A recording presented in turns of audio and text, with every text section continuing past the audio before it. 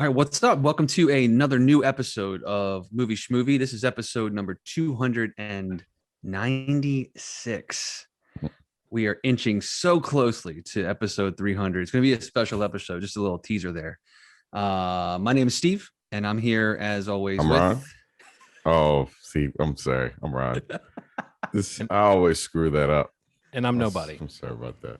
I'm wondering how it sounds to you, because I feel like I'm at the end of a sentence, and like the last three times, it's like, is there a delay between me and where Ronald lives 30 minutes away? Some opposite of a delay. I think so. It's like a prelay. It's like a prelay. Yeah. No, it's like, honestly, I think you made him jittery. I think you made him jittery because you would always comment on the pause before. Yes, that's what it is, man. He's like, there's not going to be a fucking pause. That's all I know. I'm deeply affected by stuff like that. He's ready to shoot his shot like real quick. Like he just, I can't wait. Imagine, if you will, my consciousness moves a lot like the scenes on Sherlock Holmes where everything slows down. We'll talk. You see it all. And then I'm thinking about, I'm like, damn, did I say something weird? What the fuck was that? Oh, the sound. Did that sound like I wasn't caring? Did I make eye contact? Oh, what the fuck's going on? Are you sure it's not more like that GIF where the woman's going and like just the math is kind of scrolling past her head? It's a combination of the two. We're all somewhere between that GIF and Sherlock Holmes. It's kind of, I think you need cocaine to be like Sherlock Holmes, to stay that Sherlock. Yes, you do. And I don't know. I don't know about you guys, but I'm not really, I'll consider a lot of things to change the routine, but I'm not really. I'm not up for it. I'm not up for it these days. Not my tempo, fellas. Yeah. So how you guys doing otherwise? Pretty good. Good, man. Good. Waiting for, getting some home fixing done, getting my basement finished, and I'm tired. Like the clanging and people being in the house is driving me nuts. It's like legitimately driving me nuts. Like it's ghosts? Like ghosts. Because you kind of make an agreement, like they're gonna start when they're ready. So you're like, okay, cool, come when you're ready. Right. Like, I didn't think it would be. I have a theory, and I'm not going to share it on the podcast. I have a theory. I'll share with you guys off mic. But I thought you were about to say, I'm not going to share it on a podcast, but I'll share it with you guys. No. But Ronald, you realize this is a podcast. This is a podcast. just ready to get that stuff done. It's. I know, man. This is like. Is that what we're doing? A mirror fit, two cameras. This isn't some Black Mirror episode where we think we're doing a podcast. Yeah. That'd be a pretty bad episode of Black Mirror. But you guys are good. You guys are good otherwise. That's good to hear, man. Yeah, man. I like what we're doing today because this feels a little like we're running and gunning like we used to. Because I feel like everything we had in the last couple months, honestly, had a lot of focus just with our new access to things, and we're kind of getting back to the roots of movie schmovie, man. We're like wheeling and dealing. What the hell we're going to talk about? I don't know either, but no, I mean, I kind of like that. It's free. I kind of like that. Yeah, man. So are we going to talk about news first? What do you want to do? Let's do the news. Cue the news sound. I'm about to say, should it be like a newsy kid saying extra, extra? Either that or like that little like high pitched thing that you always hear. Yeah, that. This just in. Boom, boom, boom, boom. And some like timpanis. Boom, boom, boom, boom, boom, boom, boom. Whatever we can get for free and not get sued for. I just did mouth timpani, and that'll work. Just loop it. It works. News. What's up, Ron? I know you were excited to talk about something that we had to stop talking about before we hit record. So yes. we just start with that. So about a week ago, there was an announcement that Sony had a very exclusive deal with Netflix, and basically, the cycle would be theatrical release, VOD, and then Netflix. That's a pretty big deal, man. And that's everything under the Sony umbrella from what they were kind of saying. Which is a huge deal. And what I guess we assumed from that announcement was that other services were kind of being edged out. Like basically with Paramount and Disney and all these services, Sony has taken a different sort of stance on the whole thing, where they're kind of renting and selling out their things to other services so that Sony could be everywhere versus just, them kind of paying millions and millions of dollars for a service itself.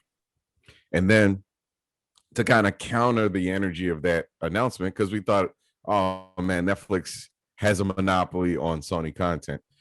They just announced that after the release to Netflix, it will then go to Disney Plus. So here's the cycle. This is actually in the press release. It's going to be theatrical, VOD, Netflix, which was announced the week before, and then Disney Plus.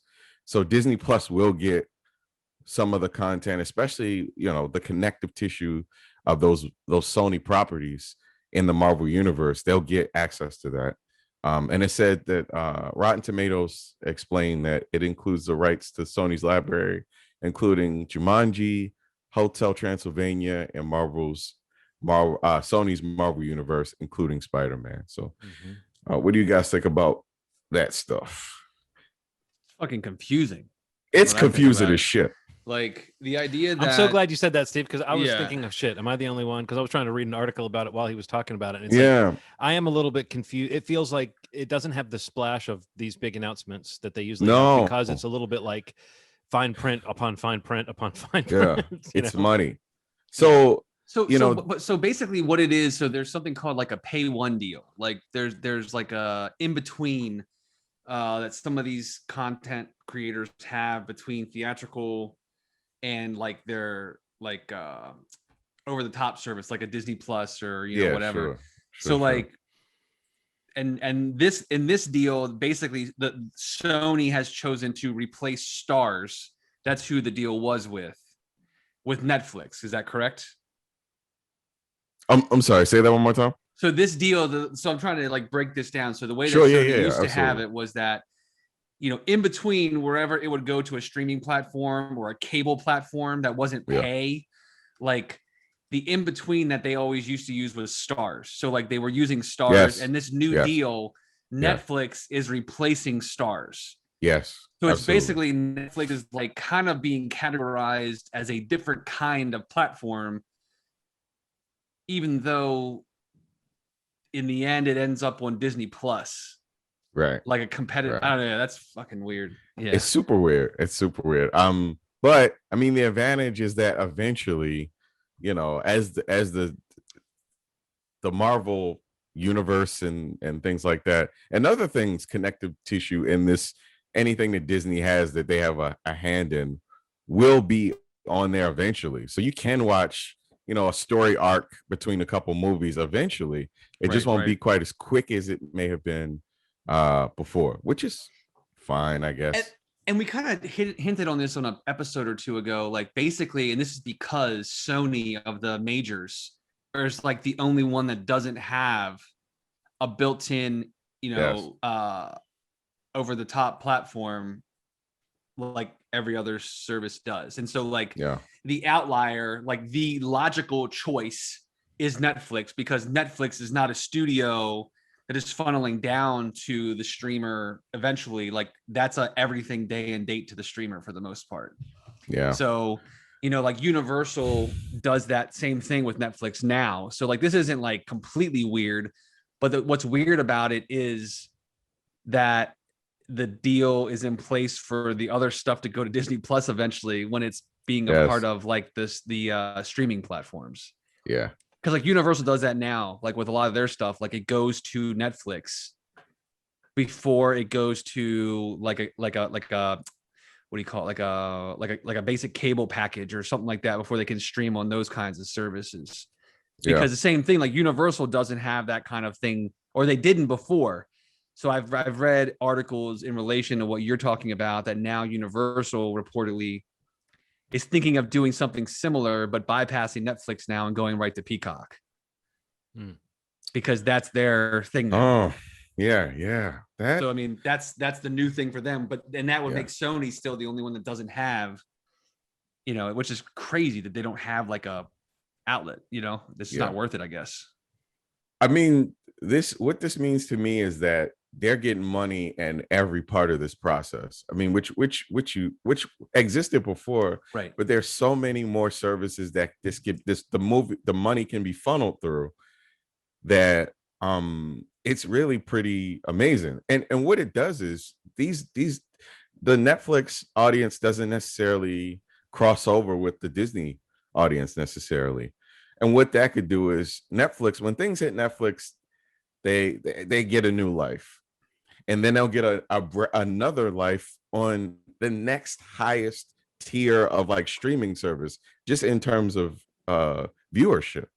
That's crazy, man. It's going from super popular to popular, right below it. Like it's and then it says there's a note at the bottom that says Hulu will have the ability to stream these titles as early as June. So because of the Disney connection, Hulu also gets a piece of it. So it's going through another service. So things can have a cycle of popularity that really, remember it took for Austin Powers to come out on DVD basically for it to become like the hit that it did before. Imagine if it had 3 DVD moments.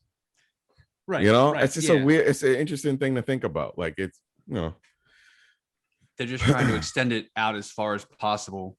Yes. And try to get some sort of revenue stream from every piece of theatrical to, I guess whatever they call it, like streaming. Does it say how long Netflix has it? No, it doesn't say anything about the time.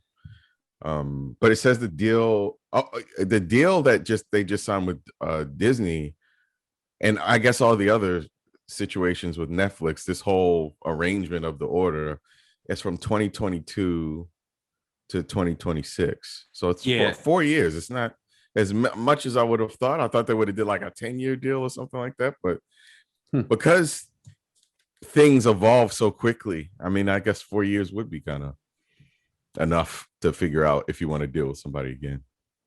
Yeah. I feel like this always comes up. Like one of my coworkers, we always talk about the whole Netflix and streaming wars and everything. And I feel like I've said this multiple times, but it always feels like Netflix is playing chess and everybody else is just playing checkers. Like the way they stack these deals, and like it makes sense for Sony to do this with them because they've already got the deal for like Sony animation. So like all the Sony animated like Spider-Verse and everything, like everything goes to Netflix anyway. So like now all their stuff goes to Netflix. And it's just like they make all these monster deals, and it seems like everybody else is like always just catching up, man. Yeah, it's interesting. What do you think, John? I really don't have. I mean, it's kind of, you guys have kind of covered it all. I would just kind of underline what Steve was just saying about the fact that like with Netflix, it is like deal upon deal. It does seem like they are still the place.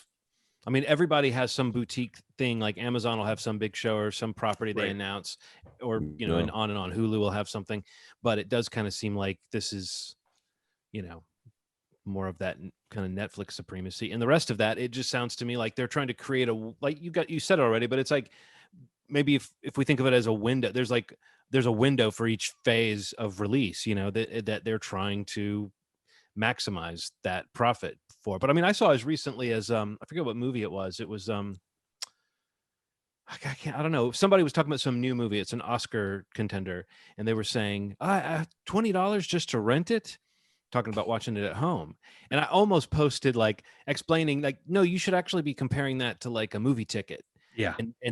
And comparing the fact that your family's watching it, and then comparing that to the cost of taking your family and buying tickets for 3 or 4 people. Like that's what that $20 fee is for. We're about to talk about a movie that is released on that schedule. It's like, this is a theatrical release you're watching at home. Other movies, yes, are available for rental immediately, and it's like $5.99 or $6.99. That's a different release schedule. That's a different thing. Style. That's a different hope for a film or intention for a film from the studio. This just sounds like, I mean, I'm sure it will all make sense once we see it happening, but I think the main thing is I keep seeing this just kind of, this is continuing for me, this idea that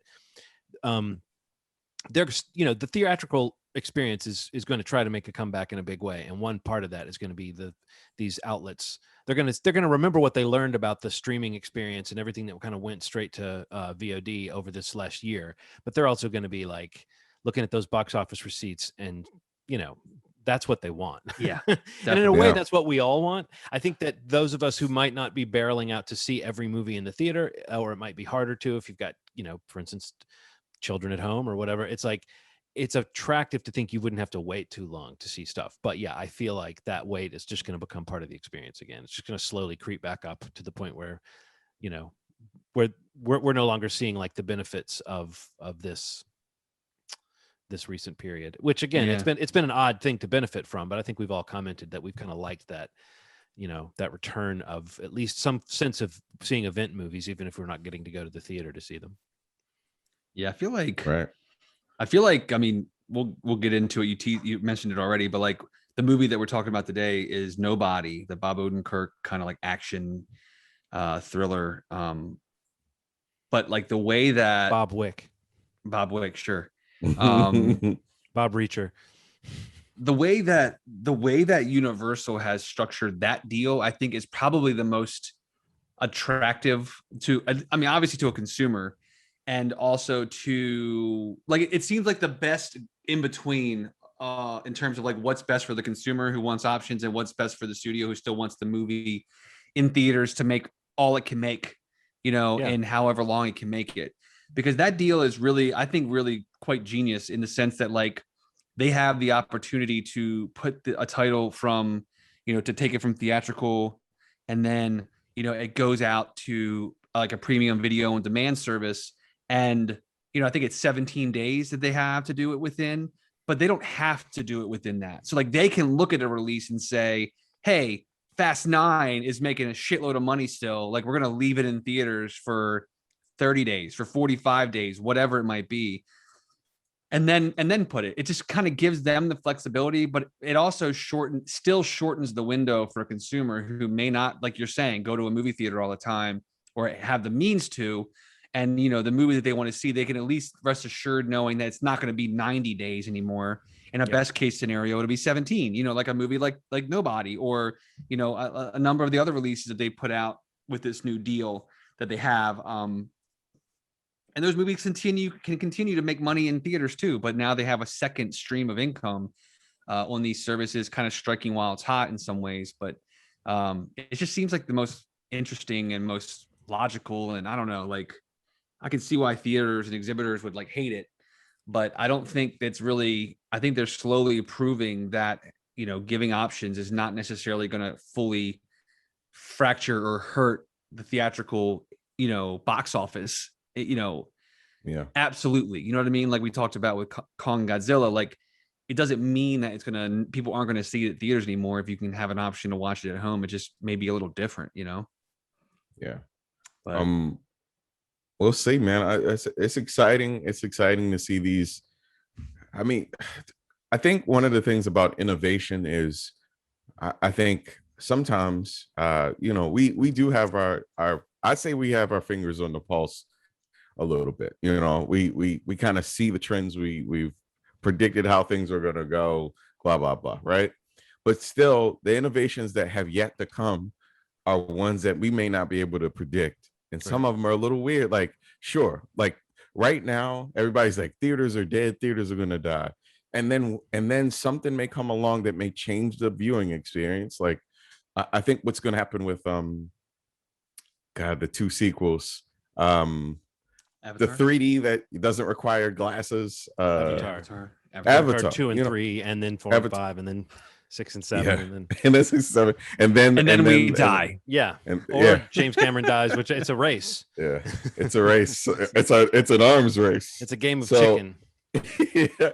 So that it's funny how a lot of people speak with such certainty about how things are going to go until an innovation happens, until something happens. Like people didn't think that they'd be able to see movies at home the way that they did, and then life changed, and then we're seeing movies in the best possible quality that you could see them, man. Yeah. Fresh off the movies, or sometimes the same day. So I don't know, man. I think that I have ideas about what I think is going to happen, but something else will happen. A twist. So, a twist. A twist.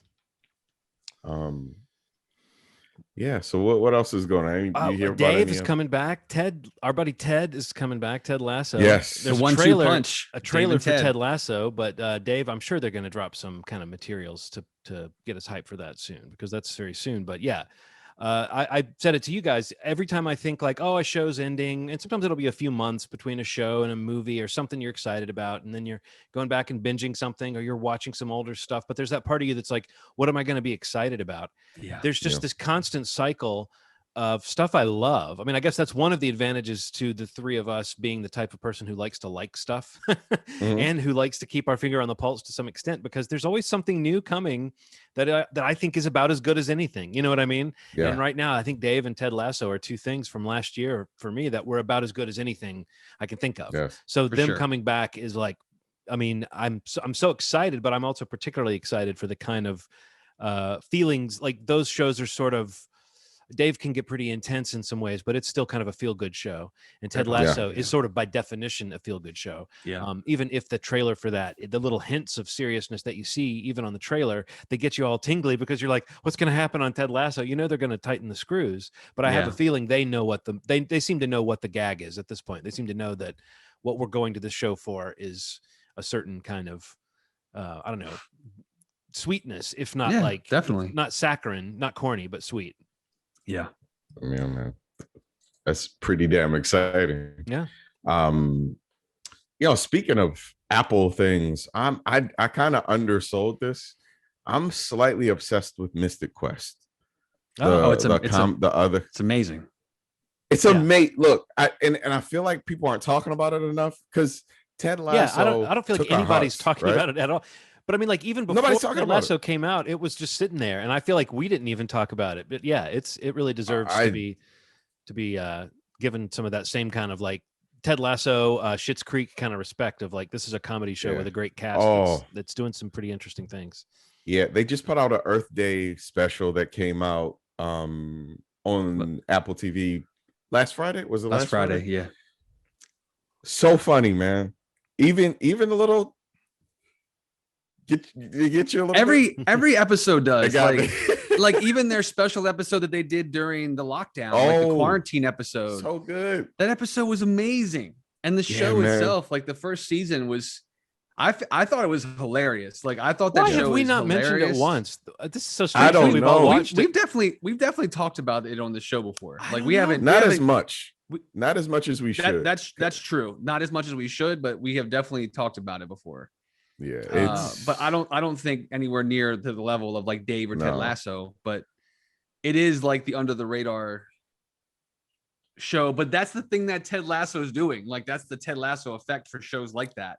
Yeah, that it really is like, I think that is the show that's kind of like the gateway for a lot of people to like jumping into Apple TV Plus and like, you know, trying it, or you know that maybe they weren't using their memberships before or whatever, but like for those all the free accounts that they've given out, but like. Yeah, it's definitely like a gateway. That show has been a gateway to shows like Mythic Quest. Hopefully people find it.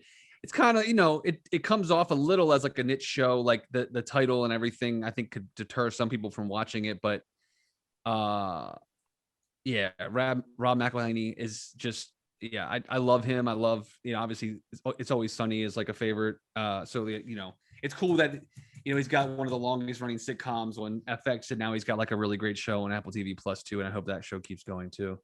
Yeah, Rickety Cricket's on there. Oh my god! Yes, he's so funny, so man. Good. Well, you know, he's long been one of the creative guy, like outside of the core group that created It's Always Sunny. He's been one of the most frequent writers, and you know, like you'll see his name popping up at least until very recently. He was still popping up as a writer on episodes. So that guy, and I don't know if you remember that reality show Joe Schmo.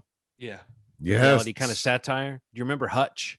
Yeah. That was Rickety Cricket. You know, the guy with the he was like the whoa guy who was part of the fake reality show. That was a good show. That was one of those experiments that was like when reality show was new and they were doing stuff that was like everything was a new spin on it. And that idea of someone who thought they were on a real reality show, but they weren't, that was a pretty funny concept. It was harsh, but there were some pretty funny actors on there. I mean, I remember liking that guy who played Hutch. Like that guy, I could tell he was funny and he wasn't really that guy, you know. Anyway, Rickety Cricket. What a sad life. What a sad Poor Rickety Cricket. Oh my God. But it is funny, like it does feel like even just mentioning those 3 shows, like season 2 of that's coming out soon too. Yeah. You know, so like you got these 3 great, like genuinely great comedy series, you know, on Apple TV and FX that just have a lot of heart. Are so much heart and so funny and kind of edgy at different times, and you know, different approaches to different topics, but like, and in some ways they couldn't be more different than from one another. You know what I mean? So I mean, I love that. There's like a great variety there, and I'm definitely pumped for that to come back out for sure. Me too, man. Any other news? What else is going on? I don't know. I don't think there's any massive news things for me that I wanted to make sure I brought up.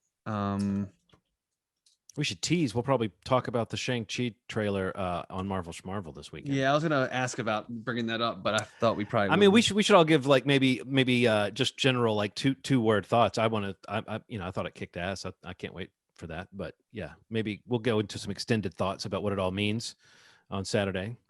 That's a 2 words. Very excited. Yeah, very excited. Let's go. There you go. Kicked ass. Very excited. Let's go. Yeah, and Schmarvel. Those should be the other 2 words. Schmarvel, yeah, that's it. Check it out Saturday. Yeah, be excited about that and watch it, please. It'll be our last one for a little bit, so it'll be nice to kind of maybe wrap up with some Marvel news. I feel like they're so tactical with when they roll stuff out. Like everything's an announcement. Everything's vague and not announced until it's announced. And then when it's officially announced, it's like now they'll talk about it. Now they can talk about, you know, anything. Suddenly the questions are more tangible and less abstract. But I guess, do we want to finish? Are we going to go out with the big review of Nobody? Because we should. Okay, I have a spoilery question I want to ask you guys at the end. I feel like so that makes sense to do that as the last. I just wanted to mention another show that I started watching this week, and I know we talked about it a little bit on the thread, but on HBO, and if you have HBO Max, obviously it's available on all the services. But it's the new Kate Winslet kind of mystery thriller on the service called Mare of Easttown. Mm-hmm. Guy Pearce is in it. Gene Smart, just a really great cast. But you know, Kate Winslet's like one of the greatest of ever for me. Yeah. Like I think she's just like hands never down. Like there's really very little competition in the conversation for me with her. But it's just like a really cool series. It looks like the trailer is great, but I mean, there's only been 1 episode so far. We were hoping to get access to some additional episodes to talk a little more about it, but it looks like we're going to just be watching it as it comes out week over week. But you know, in some ways, like Ronald was saying, like, you know, I don't know how many more, what did you say? I don't know how many more of these like missing teen shows I can watch or something like that. Yeah. So many it's missing true. teen it's shows. True. Even like with Freeform, I think they have a show coming out called Cruel Summer. Like that, there's a lot of those happening right now. but Mare of Easttown seems like it's something really special. I mean, obviously HBO, anytime it's coming from them, you know, it's like there's a high level of quality. But I just think that like the people involved and the premiere episode I thought was just pretty incredible. And Craig Zobel, I think I'm pretty sure he's done the whole season of the show as a director, which if you haven't checked out his film Compliance, I'd really recommend that. But I don't know, she's just amazing. And, you know, I'm a sucker for like a good mystery. Like it's one of my favorite, especially as a series. So to have Kate Winslet, Guy Pearce, who I also love, in a show like this, it just seems like there's a lot of layers to these characters. And even in one episode, getting to spend a lot of time with the leads before you even see what the crime is a really cool approach to the show. And it kind of immediately springs you into like wanting to see more of it. And that's the only piece where you get to be like, oh man, I kind of wish I could binge this thing. But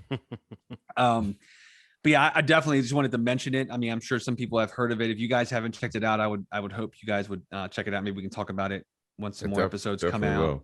I saw the trailer and I thought it looked really, I mean, everything you're saying, like the question of, do I need to watch another one of these? But they always bring in such a caliber of acting. And, you know, we talked about HBO's kind of level of quality that they bring as well, was in terms of just how well shot everything is. So yeah, it looked interesting to me, even if it does seem like, oh, this seems kind of grim, but yeah, great acting will always pull me in. And then once you dig into the characters, those shows often have a lot more going for them than just the grim stuff. So yeah, absolutely. And that's kind of what I was getting at, like with how much you get to see and hear before you even get to anything having to do with a crime.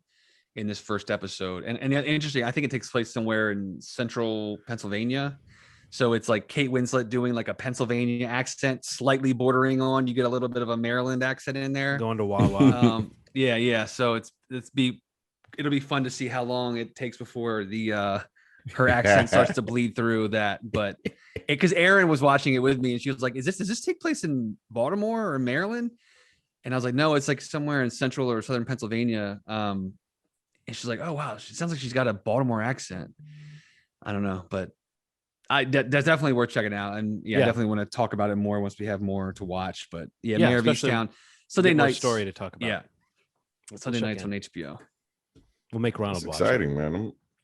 I'll watch it. Come on, Ronald. It's murder.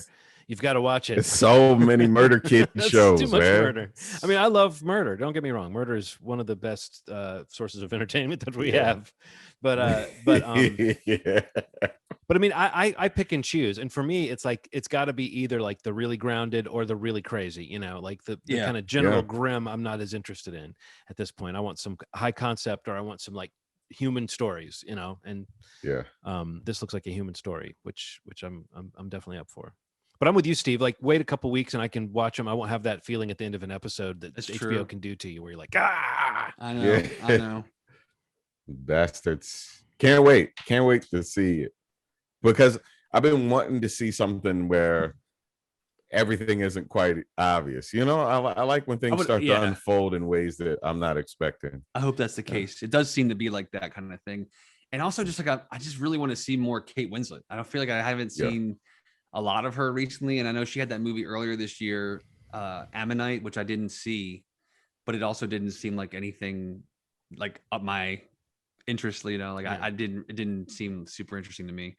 But her as like a detective in a crime mystery thriller, it's like, I want that. I want that. Yeah, I'm definitely interested. Cool. So let's go ahead. Somebody jump us into the feature. Let's jump into this. John, I'll let you kick it off, man. Nobody was directed by Ilya Naishuller and was written by Derek Kolstad, who is the creator, I believe, of the John Wick series. Yep. So I don't know if it originated with Derek, but it definitely getting him to write this was a pretty smart idea, because I mean it fits right into that. We were joking earlier about it being kind of a John Wick-esque movie. I think my general thought would be, I really enjoyed this. My family was sitting there squirming and cheering and like just really enjoying it. You can really get into this movie. It's fast. It's funny.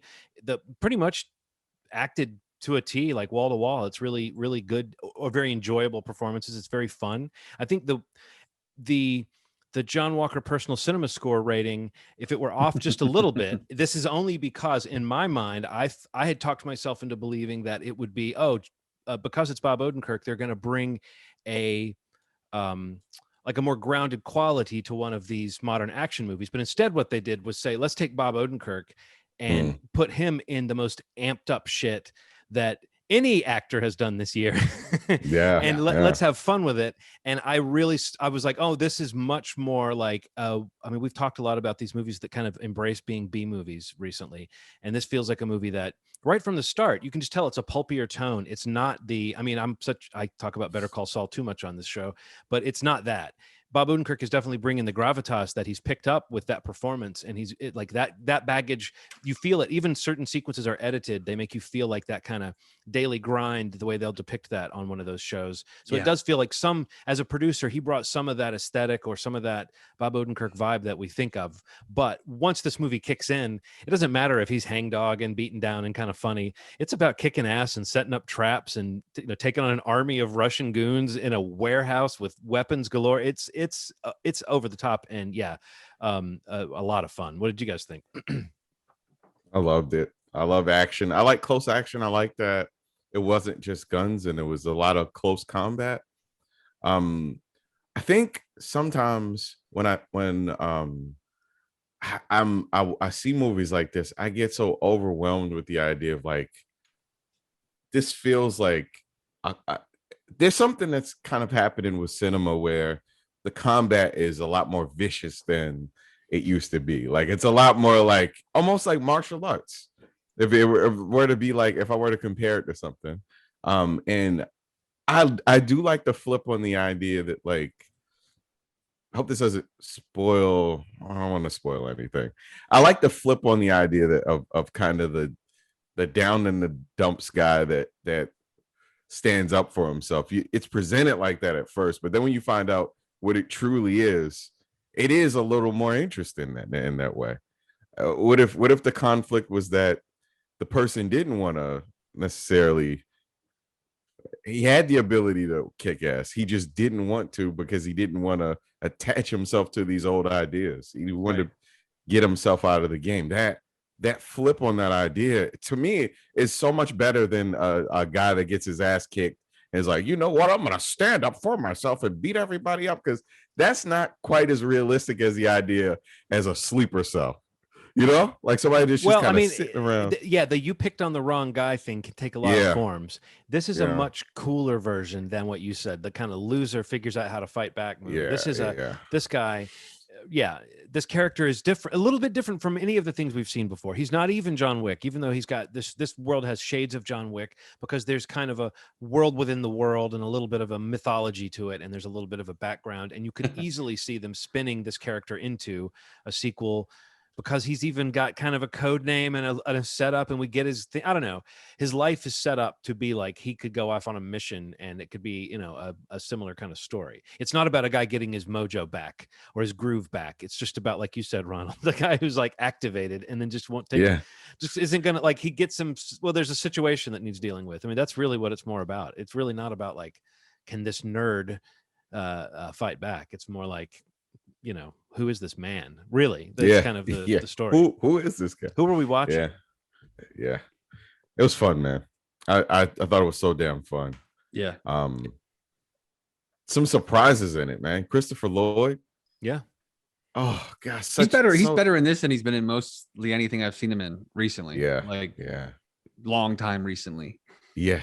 Like actually like having fun, it looks like. But yeah, I kind of like good. Who? RZA. Oh yeah.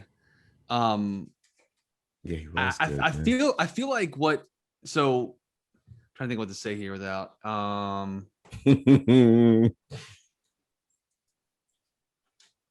like, so when Aaron and I were talking about this, like, it was like you do start to think about like, who is this guy, like he's like activated in some way or whatever, but it also just really does seem like a series of unfortunate events that just like kind of the dominoes are falling, and like each thing is like stepping him closer and closer to being activated or whatever you want to say. Mm-hmm. So, I mean, I think that works really well in the movie. And like, I think that the way beyond just like kind of playing against who most people see Bob Odenkirk as, whether it's, you know, from some Saul or any of this other stuff he's done, it's never been something like this. And I think that, you know, kind of playing against that, when you see him at the beginning of the movie, it really kind of like doubles down on that, and like the monotony of his life and like the quick edits. And like, I like how it really sells how normal this guy and boring this guy is until a certain thing happens. And that's kind of very Better Call Saul to me. Those quick cuts showing his life. Yeah, like that's the kind of montage they do all the time. But it was a great way to make me feel like, oh, I'm watching a familiar Bob Odenkirk character, you know. And it was kind of setting me up for that. right, exactly. Like it kind of completely. If you didn't already know the Saul stuff, like, you know, or, you know, it just completely, you're kind of droning out a little bit, like, oh man, like if I didn't know exactly who this guy was or what this movie was about, it's like, what a boring existence, you know? And it's like something crazy happens and then, you know, we're off to the races. But I think, like, you know, for a movie that's like barely an hour and a half ish, like it just moves like lightning speed, even at a short clip like that. And almost to like, you know, I think it, you know, the whole villain of it all is probably the biggest criticism that any movie like this really gets. But I mean, I feel like that is the only piece I can really think of that I would probably wish that there was more there. Maybe I don't need that. I guess I kind of talk myself in and out of it.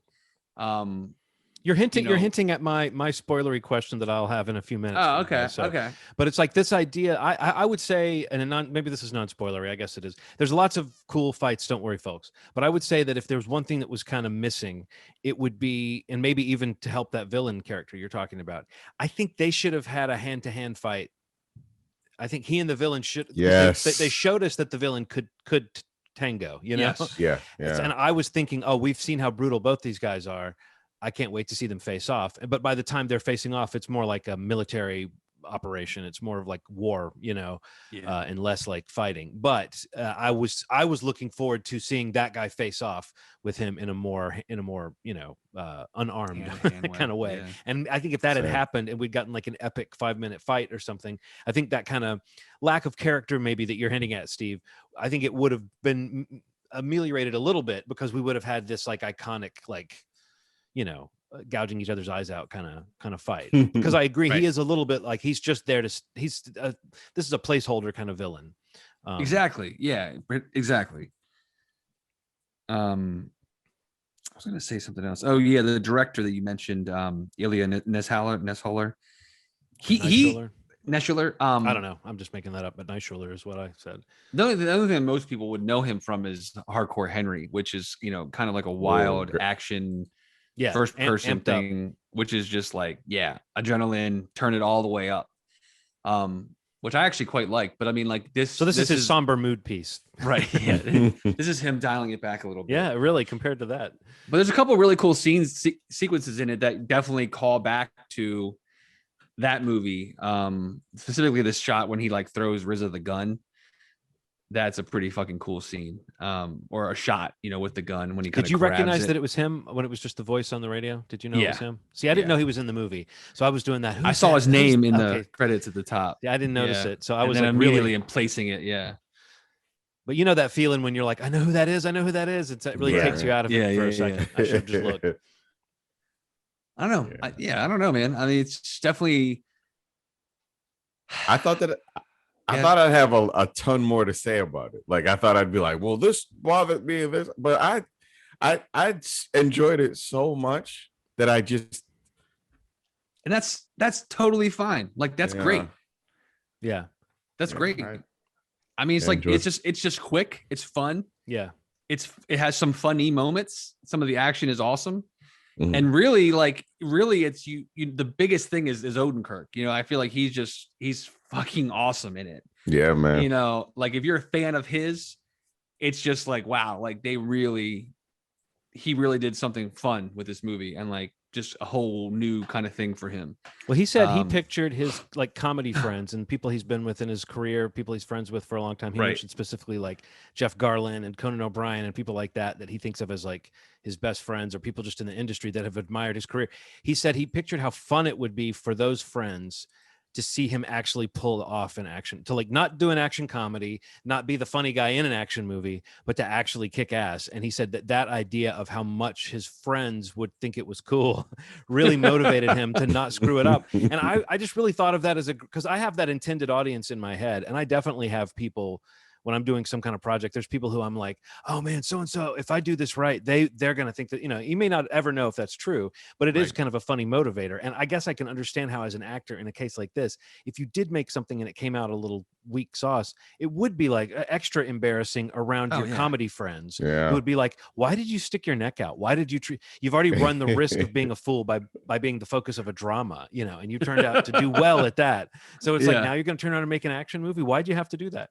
But it's just like, Bob Odenkirk. I mean, I can think maybe somebody's encountered him personally and he was rude to them or something and they wouldn't like him. But otherwise, I don't know why people wouldn't like Bob Odenkirk. He is such a fine actor. He's so funny. He brings so much humanity. He's not afraid to kind of like efface himself for a role. I mean, he plays those beaten down moments as well as anyone. But what's fun about this movie is the beaten down is almost like part of the, I'm getting myself psyched up, like that whole middle sequence. I mean, we all know the sequence that is the star of this movie, the bus. I'll just say that. It's an incredible, and it's got an arc to it. There's a whole, you might see in the trailer, oh, he's going to mess these guys up, but it's more than just that. And it reveals so much character. Like you've said, both of you have said, this guy is like a trap door of surprises when you start to see what he's capable of and what he'll actually do. Maybe a sociopath. I feel like I was watching that sequence and even the rest of the movie, like, but that one specifically, because that's like the big hand-to-hand fight sequence. That's it that we get. And like I kept thinking, like what you were just saying, like the more he gets beat up, like when he takes this impact, like whatever in him is like being unlatched or like opened up. Like it made I don't know why I drew this comparison, but it made me think of T'Challa's suit in Black Panther. Like when Shuri's like selling it to him about like, you know, you can get hit, but then like it will give off that much more. Yeah. Like it's almost like he's like taking it, he's like he wants to power, and then he's like wanting to get his ass kicked. So it'd be like, it's okay for me to kick your ass now because you just like kicked my ass so bad. But if we find out in part 2 that he's part of some government program and he actually does do that, I won't even complain. You know, oh my God. That's the kind of guy that he is. I hope they have an opportunity to make a little more, because they definitely, you know, kind of okay. Well, it up a little bit. $16 million budget, already made $34.9 million. Yeah. So yeah, that's great. I mean, that's a success for this kind of movie, right? That, I mean, that is a success. Yes. And I'd be curious what the video. It's like a Blumhouse action movie. You know, it's like a safe bet. Yep. And also, I think people, again, I don't doubt that Bob Odenkirk is part of this. I saw so many people that were psyched about this movie that were just like, maybe it's a Venn diagram of people who like kind of action and then people who are fans of Bob Odenkirk. But I saw lots of people who were just Odenkirk fans saying, "Oh, I can't wait to see this." I think we like to see our favorite actors kick a little ass sometimes. The first time Liam Neeson did it, we thought it was great. You know, the first 3 or 4 times he did it, we thought it was great. Yeah. Then the 20th time. Yeah, he's a man with a very familiar set of skills. But I don't know. I think I got me to thinking, like, who else could do this? I think most of our favorite comedic actors that are really good could do this kind of thing, because we've mentioned this before. Comedians tend to handle almost all other forms of, a really good comedian can handle almost all other forms of acting pretty well. It's just a question of, do you have the physicality? And I think that Bob Odenkirk has a certain athleticism and a precision to his movements that just plays into this kind of character. He doesn't look like a middle-aged man trying to look like a badass. Like, it's actually, I mean, again, in movie language, it's credible. It's not grounded. It's not believable, but he sells it. He does. I kind of wanted his wife and kid to have a little bit more to do. Like, that's one area where I thought the movie, again, there's a sort of a different final act that we didn't get, that might be what you're talking about, Steve, with the villain not really being a major character. I thought maybe the climax would be much more of an at-home kind of personal fight, but it was much more like a staged battle, which is fine. But that would be something I would think a sequel might do, would be to like play off of that idea of the son. He plays a role in this movie that's interesting, and there's even a conversation had later in the movie that makes you think maybe the son's gonna have more to do. And then I think Connie Nielsen is, she's a badass. It was a little bit of a shame she didn't get a chance to kick anybody's ass or do more than just kind of say like, what's going on? It was that kind of wife role. I mean, sadly enough, it's that kind of stereotypical wife role that's got just a little bit of extra oomph, because their relationship is played kind of seriously for all the crazy action. It seems like a pretty normal home life for them. So but what was you said you had a question. Okay, well, so are we just doing that? We're kind of at the end. If people know the drill, come back next week. If you haven't seen this, or you don't want to hear a sort of spoilery, this is really not that spoilery, but it's a question I have for you guys, which is just that he basically starts this, right? Yes. Okay. I just want to, that's all I really needed to say, is that like I spent a few scenes trying to figure out if there was some connection between the guys who got on the bus and the couple. But I was like, no, there really was no couple. He tracked them down. The tattoo, everything was all about tracking them down. Yep. And when those guys got on the bus and he cracked that little smile, it was just him going like, oh, these guys look like some douchebags I can beat up. Right. Basically. Right. I mean, it wasn't like, oh, these people are actually connected to anything. I wondered if I missed some little detail, but I love that. That was something that really was sticking with me, which is like at the end of this movie, he basically is like, he just started something with some guys and then killed them all. And it's almost like he like inadvertently like couldn't not like he couldn't like suppress whatever, was being repressed all these years. Like when the burglary happens at the home, and he's kind of questioned and like, he's kind of like everybody's looking down on him about it. And then the moment that his like daughter, who is like the, the most important, like who he loves probably the most, it seems like the moment that her like charm bracelet or watch or whatever that thing was, that's missing. Like that's the piece that broke him, is like, all right, this is on now. Like I'm leaving the house. I'm finding a tattoo. And then I'm realizing that these people are, they're robbing me because their child, they're trying to feed their kid. Yeah. Yeah, exactly. Is like, on a nebulizer or whatever. Like it just, And then he just fucking just goes off on this crew on the bus. But it's like he's using the fact that they're picking on the woman as an excuse. Yeah. Like you kind of feel like he wants to act like he's saving her, and he kind of is, but he's also creating a whole different situation. But I loved the way that whole thing was staged. Him taking the woman's phone and giving it back, him getting thrown out the window and coming back in, all that stuff. Giving the guy the tracheotomy. Oh man. I mean, I said Jesus Christ like 20 times watching that. Yeah. I know, man. It was a really great scene. Really great. The fact that he wasn't punching like the regular way and just kind of hammering his fist at a couple times. That makes so much sense though. Because it does. Like if you think about like his physical stature, like, and these guys are like bigger than him. Like when you watch some of this fight choreography behind the scenes stuff, like these guys talk, like even on the John Wick thing. Like when they get into that stuff, like that, because that's a part of like how they choreograph these fighting sequences. Like you're saying, like what makes sense for like me against you. It's not like it's not me like punching you. Right. It's me like trying to chop you down, basically. Yeah. That's really cool, man. Because it made sense. Like I don't know, man. I've seen a couple scuffles in my life, and I this sounds weird, man. Besides the shooting, none of these confrontations look like something that I hadn't seen before in my life. Like I don't, you see a drunken fight where somebody's just like trying to fight a couple people. Yeah. And I think that sometimes people just assume because somebody's small or looks a very particular way that they can't fight. Right, and that's just not true. Yeah. No, so it's a good point that you brought up, because like it is a little more unique, like kind of how he approaches the fighting. Like he doesn't, it doesn't seem like he's like just like a standard fighting style. Like he's got like an approach that works for him. Now, can anyone beat 8 people up at the same time? No, probably not, because they're not going to come at you like, all right. And they're gonna wait their turn to get their ass kicked. Well, the best fight choreography, they always do a good job of making it seem like he did kick that guy, he did push that guy back, but there's still a little bit of like, all right, everybody take turns. There's a little bit. Just a little bit. They sell it with the shots that they choose to show you. But if you were especially to be watching like an aerial shot the whole time, you'd be able to pick those moments where it's like those two guys are just like sitting there. But I like how once this goes on, those guys, they're sort of like, Jesus Christ, they learn to fear him over the course of that fight. One fight. Yeah. And he does mess them up. I mean, you guys told me before I saw it that it's gory. It's a pretty gory movie, but that's part of the fun, though, I guess. They just show you that extra little bit you didn't expect to see. Which, again, might be part of the concept. I mean, if you were to talk to them about what they were doing that was original or was different, they might say, they wanted to make something like crazy, that was like a little bit cathartic because of how crazy it could go. And also it kept it so simple. Like that opening sequence with him sitting there in the interrogation room.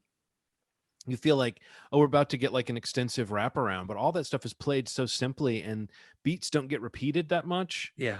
I do feel like him as a producer having like a knowledge of comedy, but also just the kind of storytelling they've been doing for years on those Vince Gilligan, Peter Gould shows. It's like, I feel like his producer's hand might have been a little bit of why this movie moves at such a clip and doesn't sit there. I mean, obviously this director is known for doing that kind of adrenalized stuff, but it just seems like everybody was invested in making it, as much bang for your buck, as much interest as you can get. And it's by the time you're nitpicking it, it's over. By the time you're starting to like find little you don't even have a chance to really to do that. That's a good point. Man, it's good stuff. I'm super, super glad that it was as good as I hoped it was going to be, that I heard it was, because it's a lot of fun. So you can see that in theaters if you're comfortable doing so, or you can watch it from the safety and comfort of your own home. And don't think of it as a $20 rental. Think of it as the household gets to have movie tickets for $20, because it's not, even though it's hard to get your head around it. It is crazy that, I mean, that is one thing that's crazy about right now, but I think people just have to accept that certain movies are going to cost more because you want to see them more, and the studio knows it. So, you're seeing a movie that is simultaneously being shown in a movie theater. Right. What people do not understand, and it's a very hard thing to describe to people, is that when you're watching something on Netflix that is a movie that's like a major release, it's been out for quite some time. It's not premiering in the movie theater and Netflix at the same time. This movie's been out for quite some time before it hits Netflix, unless it's one of the Netflix branded originals or TV shows or something like that, which is a very hard concept. I've tried my best to explain it to some of my friends, and they're just like, no, everything should be free. I don't understand why I have to pay for anything because I don't value movies. It's like, it's so strange. And you would, and you'll never sell the idea of like a PVOD movie to that person, right? No. It's just it's a commodity. Like it's $10, $12, $15 a month, and I just want the rest of it. Yes. Like, but or you could just, if you don't want to spend 20 now, you could probably wait a few weeks and it'll drop in price, I'm sure. If you want to wait a little longer, you could pick the tier you want to be on. If you want to get in on the second tier like we just did, you can watch it for $20, or you could wait it out and save yourself some money if you aren't ready to do that. But wherever you enter the level here, you just try to check out Nobody, because it was pretty good. Please. There's a caveat to that. If you wait, do not come to me in 6 months to talk to me about this film. Don't do it. I don't want to hear it. You've missed the window. Be like, man, it was crazy. Ronald, just send them the link. If someone tries that, just send them the link to this episode. See this episode, please. Hear my thoughts here. I've given my press release about this movie. I would love to just watch you in that interaction, Ronald. Like, somebody's so pumped up to talk to you about a movie because they finally saw a movie, and I'm like looking down on my phone, and they go, whoop.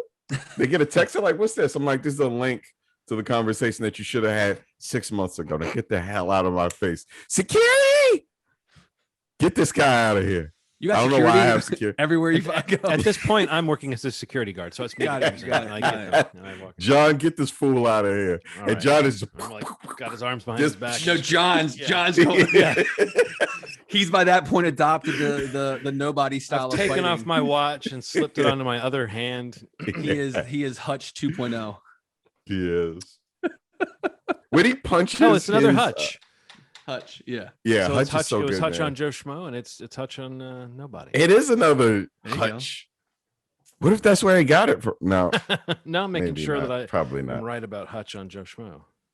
That's the important I part, think you're right, though.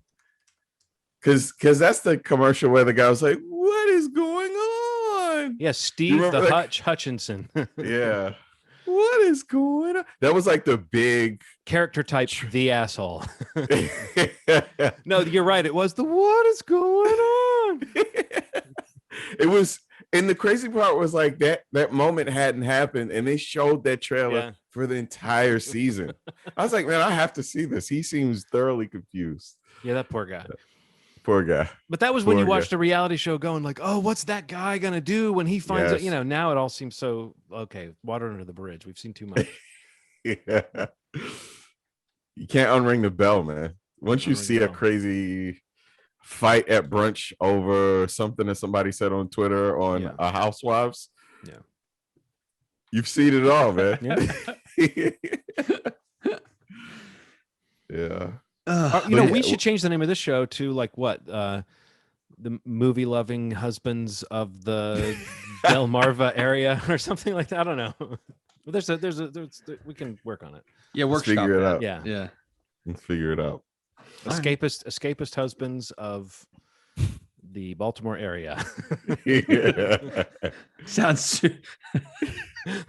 really enticing. You really killed it. You were like, people are gonna die to watch that show. You can't wait to watch this. What? The Baltimore area. I could say of Baltimore, but it's not true. It's you're not really here. So. Oh my god. Oh man, that's so funny. All right, well, I got nothing else. I'm drained. Yeah. Okay. Man. Cool, man. Yeah. So Nobody is out on PVOD, or you can check it out in theaters if you want to check it out. It's out on Peabody. Nobody on Peabody. Aaron found her Netflix card. You know Netflix the thing's coming. Take two. Who's Mr. Commodity right now? Yeah. What are shares now? Movie Pass. 0.2 Movie Pass. Oh god, man! Remember Movie Pass? What a great! Oh man, it's supposed to be coming back. Did you hear that? What does that even mean?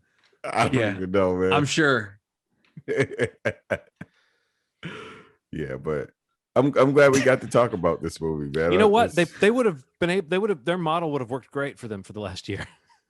It would have. No. And then, no, man. People are still going to the movies though. No, but it would be like that. Finally, they'd be able to catch their breath. It's like, okay, nah, people are still going to the movies. Just take in some subscriptions now. Okay, this is cool.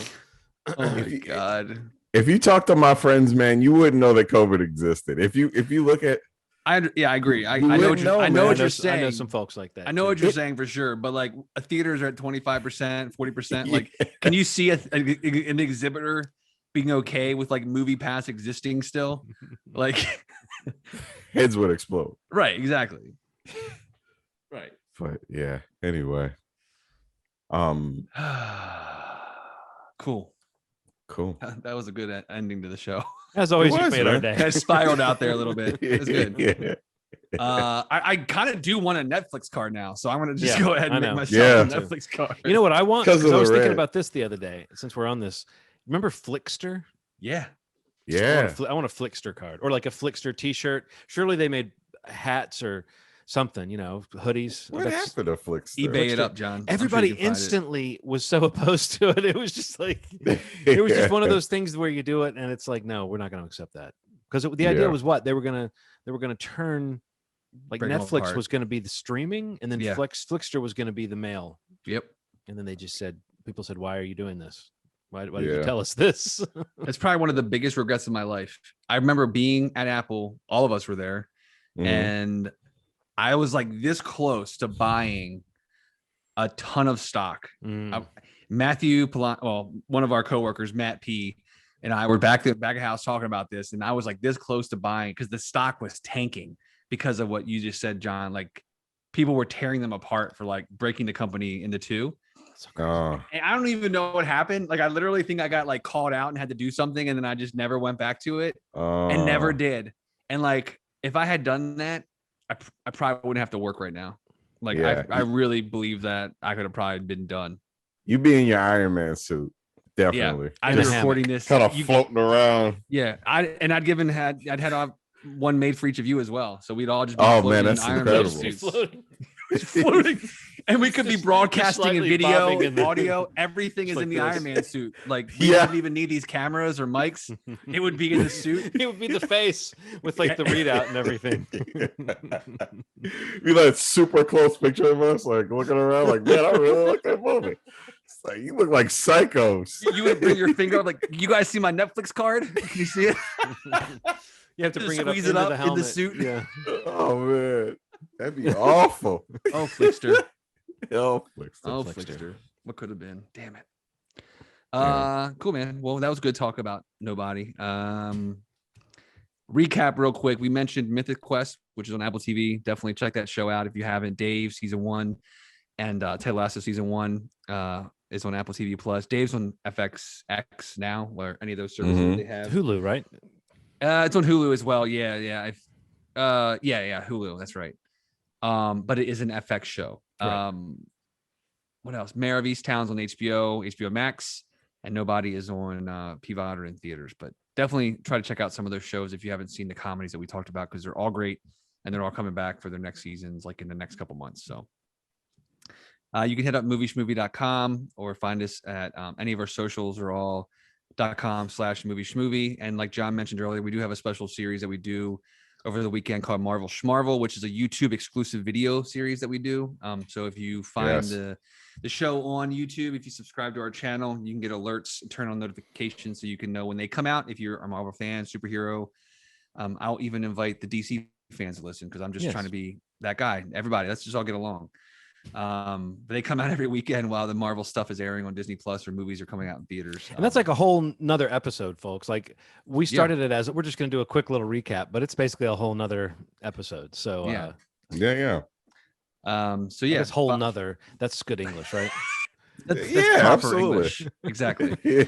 So subscribe there, turn on notifications so you know when they come out. And you also, if you can watch this podcast there too if you want to try that out too. See if you like the video portion better, because Ronald does a great job in making those videos for us. Thanks, man. Yeah, of course, do a great job.